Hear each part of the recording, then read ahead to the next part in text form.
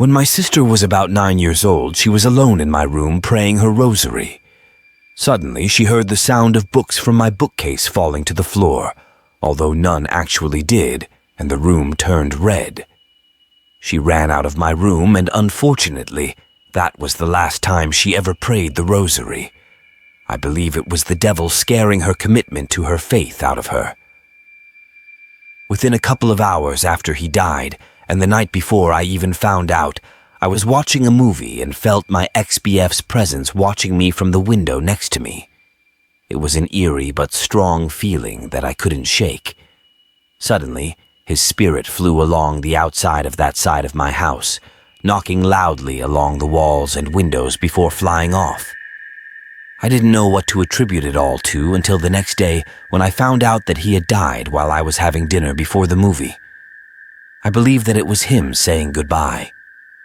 Not long after my cat died, I was on the couch watching TV when I heard and felt the distinct sound of a cat jumping from the couch back to the cushion next to me.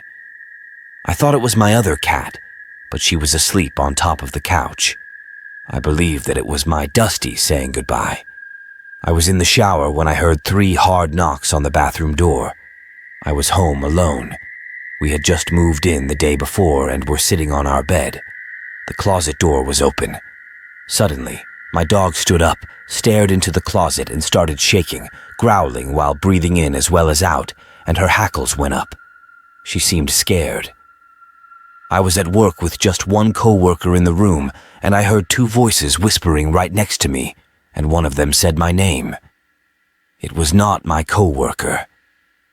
The basement of my workplace was rumored to be haunted by voices, and sure enough, when I was down there alone, I heard voices next to me. At work, a coworker told me that he saw me go into the restroom. He then turned around and saw me coming down the stairs and said, "Wait, didn't I just see you going into the restroom?" He said that I smiled slyly at him and said, "Maybe." He didn't tell me about that until a few years later when we worked at another place together again, and we were having a relaxing moment with other coworkers, hanging out after hours before leaving. We were talking about the supernatural, and I asked him if he'd had any experiences. He thought a moment and said, "Yes, it was about you." My blood ran cold just then, and as he told me what happened. We believe that he saw